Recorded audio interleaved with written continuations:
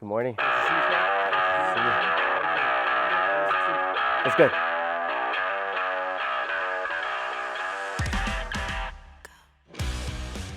This is our R&D room, and as any R&D room, the most important part is the ping pong table for people to,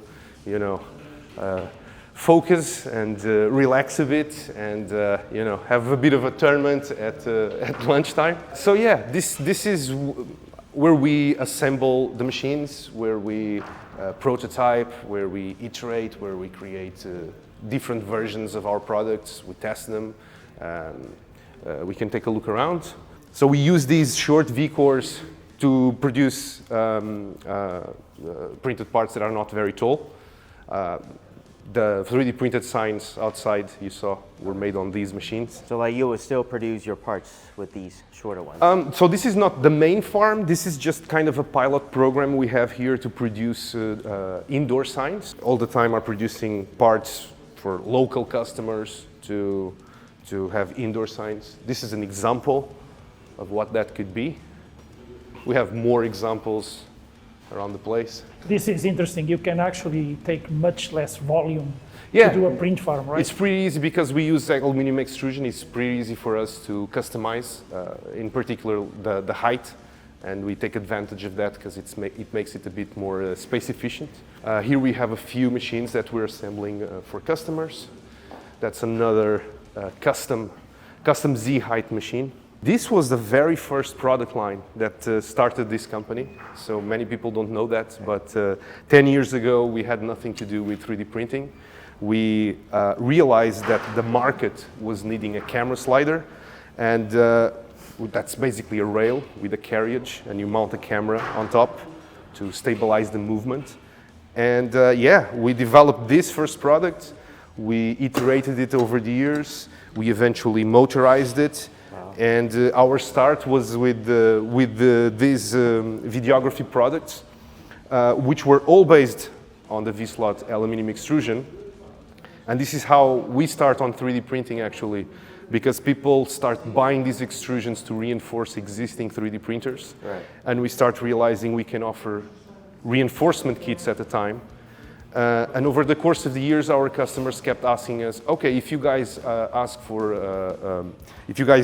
supply DIY kits for reinforcing 3D printers, maybe you could also supply some electronics, some other Things parts, that goes around. wiring, things like that. And over the course of the years, we started broadening our catalog with more and more 3D printer components.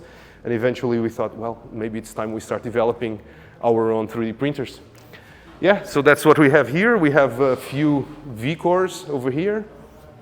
This is an IDEX version that is going to ship to a customer soon. You launched IDEX just earlier Yeah, this year, right? end of August, we launched the IDEX upgrade, and we're starting to assemble some units to ship to customers. That's what we're doing here right now. So how would a customer typically choose between buying a kit versus a pre-assembled machine? Yeah, what we've been seeing is that over the years, even though we targeted the DIY consumer for many years, the hobbyist, the maker, more and more companies are going through the trouble of doing it the DIY way, not because it's what they want to, but it's the only option we offer. So we've received more and more requests to start assembling the machines. It's still a pilot program here inside Retrig. It's not something that we're doing at scale. As you can see, we have a few machines mid-assembly, but it's something that we want to start ramping, particularly now that we are about to launch Disrupt, which is going to be all made up of pre-built machines. So we're kind of... these are actually kits that you pre-assemble and ship? Exactly, Okay. Exactly. We're doing this for a few select customers for now. Okay, it's not a service that you sell at the website? Exactly. Yeah, exactly. Okay. It's something like that. Okay, now we're going to go through the office. So this is the product office. Let's go through. You guys have met Cruz, I'm sure. Cruz? See you again. Cruz is our documentation guy. He writes all the build guides for the products. Tiago is our guy from tech support. He's always troubleshooting problems for our customers. Barber over here is working on design. We think it's important to communicate and that we can have, you know, cross conversations between product and marketing. Marketing guys sit over there. They're not there because they're filming. But yeah, we feel the product team should all be hearing each other's conversations. Product development, marketing, engineering, documentation, customer support here all together. Yeah, technical support. Customer support, as in, you know, logistics, where's my order, and things like that, is more on the next office. So this is the product office. That's like the operational office, so to speak. I see that the interior design is pretty much on theme with Rat Rig. Is that intentional? Oh yeah. We actually just painted it just a couple of months ago to kind of match our color scheme. We actually moved to this office not too long ago, maybe by the summer, and we just painted it a few months ago. We've been lucky enough to be in a complex where some of the other tenants have been using less and less space, and this is great because we keep needing more and more space, so we're growing into their space. So just a few months ago, this was the office from some other company, and now it's our product office. That's awesome. I guess that probably plays into the success for your V-Core launch this year. Oh yeah, we've been needing more and more space over the years. This is already our fourth warehouse, and it's a good thing that we can keep growing inside this building instead of having to move to another building every single time. Let's go through the operational office then. And yeah, we made this hole to connect the two buildings. Oh, you opened the... Oh, so you had to carve it out? Yeah. It was closed? Yeah, this was closed, and we actually made the door just a few months ago so we could connect the old half of the company with the new half. The door is not printed, right? No. Oh, I'm glad you're mentioning that because, yeah, that's a good Easter egg because we use the extrusion everywhere. Oh. The same extrusion that makes up V-Core 4 is used on our desks. It's used everywhere. I keep forgetting to mention that, but you'll see that every single workbench or trolley in the space. So you're going after IKEA now? Yeah. Yeah, so this Warehouse. is the main warehouse. This is where picking happens. Of course, our customers buy kits, but they also buy components.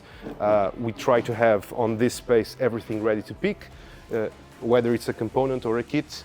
The kits are produced on another part of the facility, but they are pre-packed and brought here so they can be pre-picked. Once again, all of the trolleys are made with extrusion, as I mentioned. So lots and lots of corridors with screws and nuts and, you know, electronics and all of the components that we sell at Rat Rig.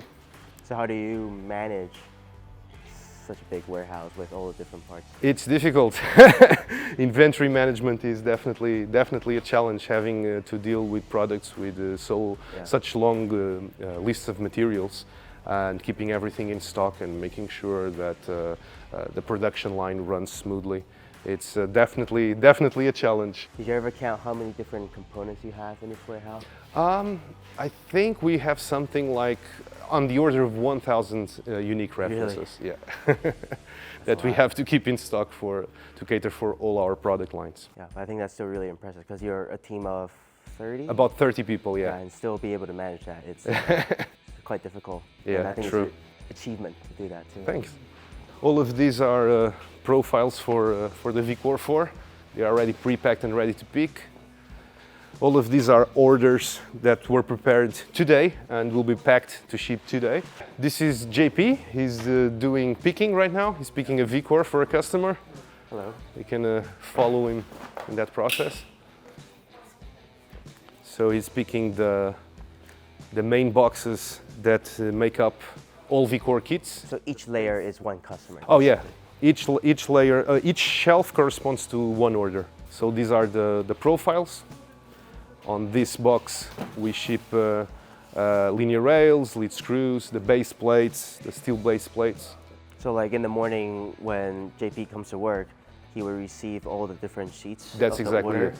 and then he'll start building out different Yeah. shelves? Yeah, for that's them? correct. Yeah, like where are the customers normally? 40% of our customers come from the United States, Okay. about 20% from Germany, and everything else is spread mostly around Europe. We have some orders from, you know, Australia, New Zealand, all around the world, basically. Right now, he's just picking the boxes that are included on any VCore 4 500 machine, and then the configurable part of the kit he does at the end. That's what he's doing now. He's taking a look at the order and seeing what's the specific components that this customer ordered. So yeah, so JP had already picked the specific electronics for this specific order, and then he picked the individual boxes that make up the machine kit that is universal for anyone who buys a VCore. So I guess for each order, he would normally pick out the electronics first before really sorting out the big stuff. Yeah. And yeah, we use one shelf per order to ensure there's no mix-ups. And then these trolleys move to packing. This is where we pack. So all of these are orders getting on queue to be packed. This is our packing team. Hi guys. Hello. Morning. As you can see, once again, we use the customized extrusion for our needs. We create accessories for the stuff we need. Have other examples here, like mounts for the bubble wraps and for, you know, the film, all of that.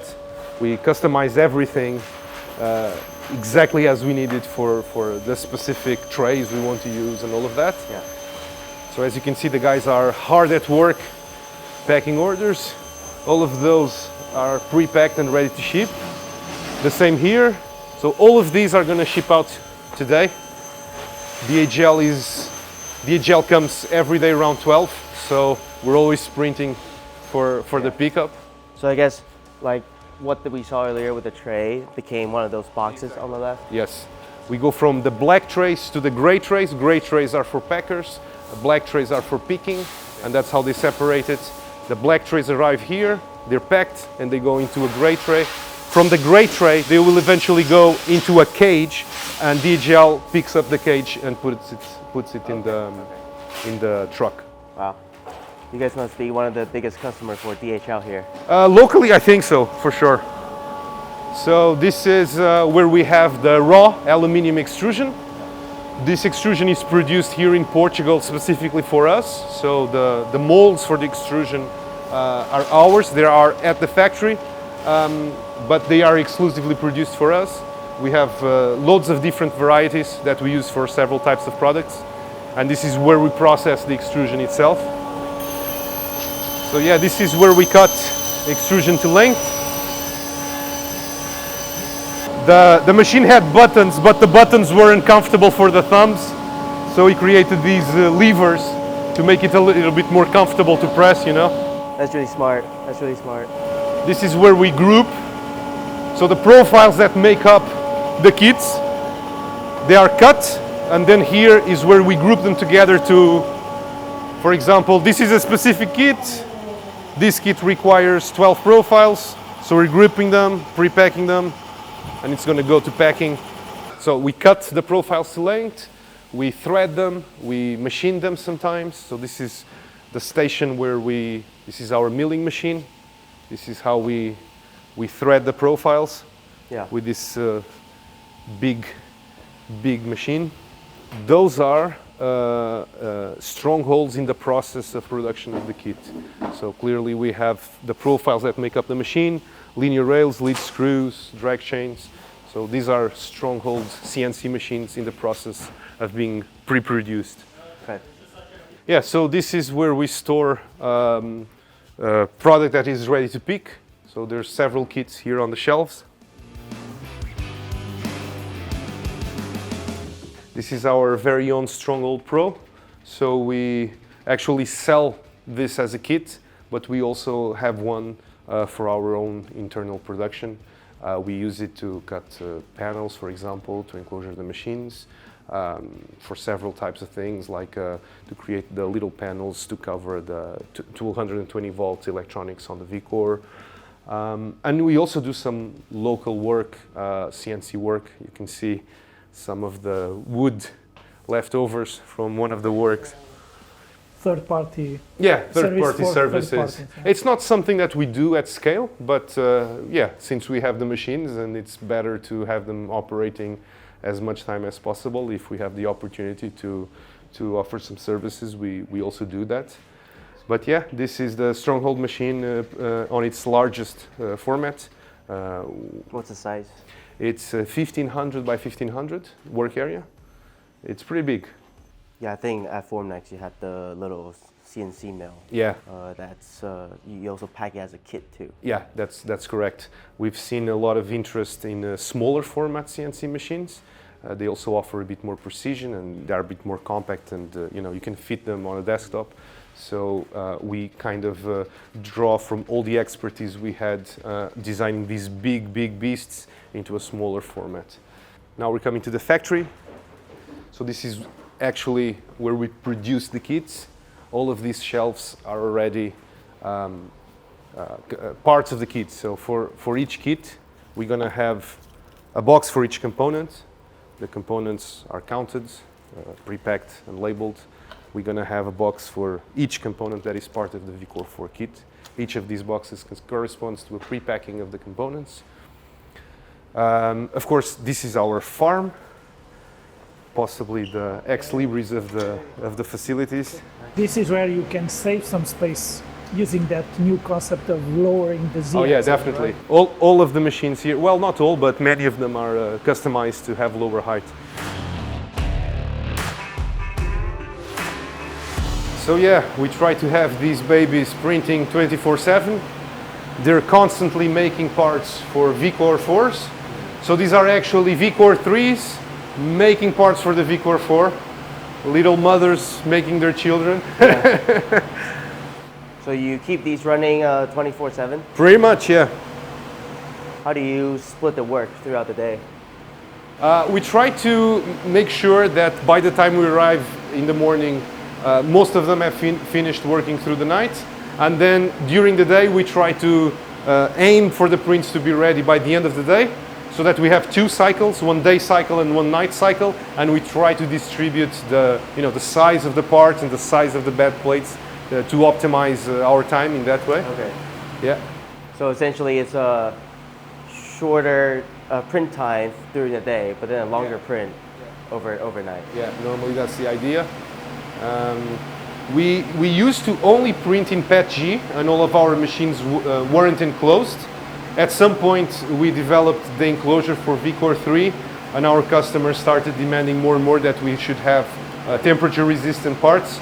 So we actually converted through the course of, I believe, this year, and maybe it started last year, but fairly recently, we converted all of these machines into enclosed machines. Okay. There was a lot of rebuilding involved because we had to swap all the PETG plastic parts they had for ABS plastic parts. And now it's a machine that farm that uses only ABS printed parts and prints only ABS printed parts. How long did it take to make that change for the farm, for the upgrades? It was gradual, and it did take quite a few months because we don't have a lot of specialized staff available to do the rebuilding. We mostly had 1-2 people rebuilding all of the machines, so they did it one by one until all of them were done. It was a gradual transition. Yeah, here's the example you were talking about, the shorter Z machines that we stack on top of each other for space efficiency. So how many printers are here total? About 40. 40? Yeah. I saw it's a pretty big spool. Yeah, 5 kilogram spools. So these are the printed parts that come out of the machines. These are all going to be picked into printed part kits for the VCore. This is where we keep them on the shelves. And here it's where we actually fabricate the kits. What do you mean by fabricating the kits? So basically here we're bringing, for example, the box of screws, then we're pre-counting screws on the correct quantities to make up the kits. We're bagging them, labeling the bags, and grouping everything on the list of materials. We create the labels for everything we need for the kit. We use that machine to cut wires to length. Oh, the famous studio. So yeah, this is where we record Retrig TV. Today it's looking a bit different because we're gonna have a fireside chat. So it's been set up for that. Basically, we have our own filament product line, which is called PunkFil, and we realized that we were photographing this for the website and just taking pictures of the spools, and it made sense to have like some kind of benchmark printed part that we could use for every new material, new color. So we felt like we should have a mascot for PunkFil, and we asked the community to send us a few submissions. This is one of them. Does that one works as a guide as well? So which one? This one? Yes, is the I don't think it's supposed to work as a guide, but it's a funny element of the design that the tail of the mouse comes. That's pretty cool. Yeah, uses the filament. Several of them have features like that. This one was made to fit inside the spool. This one has tons of different calibration properties, overhangs, and it works kind of a benchy cube. It also has the dimensional accuracy component of this screw. It's quite interesting as well. Do they also share which printer they use it on? I'm not sure if we have that information, but I believe most of them were actually printed on V-Course. Well, I guess they send the file to you and you print it. Oh yeah, that's correct. They all created the STLs, sent the file, and we printed. So all of this was printed by us. We have a few projects that were done here by the staff last year. Last summer we had a bit of a slower summer. It's a bit unusual at Retrig that we have slower seasons, but that was the case. And we challenged the staff to work on some robotics projects. We went searching online and formed teams of 3 to 4 people amongst members of staff. Normally we grouped someone with more technical experience or an engineer with people who didn't really have a lot of technical skills to, promote learning and cooperation. And yeah, we printed parts for all types of projects. We have several here. I believe these two were the winners. This was the winner and this was the second place, something like that. Does it light up? So, yeah, I mean, it doesn't have batteries right now, but the eyes light up and the mask opens and it's fully articulated. I think it has something like 11 moving pieces or something like that. While this one has a few sensors and it can find its own way. So basically, if you leave it out there, you can, find obstacles and work around obstacles. So like it's pretty, something like that. Pretty cool. Which one is your favorite? I mean, this was the winner, and I think it's really the most accomplished of them all. It's really cool looking. And as you can see, even the studio itself, once again, all of it is made of extrusion. Once again, printed parts to make the sign back there. You use our stuff for everything we do here, basically. So that's the tour. You gotta land the plane, please.